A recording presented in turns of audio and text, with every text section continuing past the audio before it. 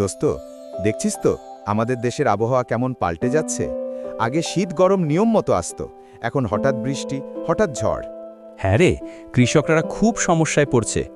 সময় মতো বৃষ্টি না হলে ফসল নষ্ট হয়ে যাচ্ছে, আবার বেশি বৃষ্টি হলে বন্যা।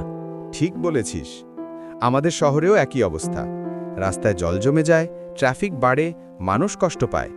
আসলে পরিবেশ নষ্ট করার ফল আমরা নিজেরাই ভোগ করছি।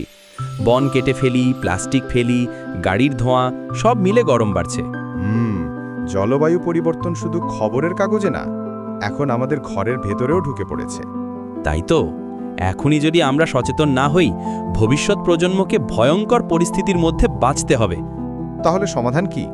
সহজ, গাছ লাগাতে হবে, প্লাস্টিক কমাতে হবে, বিদ্যুৎ অপচয় বন্ধ করতে হবে, আর সরকারকে বড় উদ্যোগ নিতে হবে। সঠিক বলেছিস, ছোট ছোট কাজই বড় পরিবর্তন আনতে পারে। চল তাহলে আমরা থেকেই শুরু করি। আগামী সপ্তাহে একটা বৃক্ষরোপণ কর্মসূচি করি, কেমন? দারুণ আইডিয়া। যদি সবাই এমন করে এগিয়ে আসে, আমাদের দেশ আবার সবুজ আর সুন্দর হবে।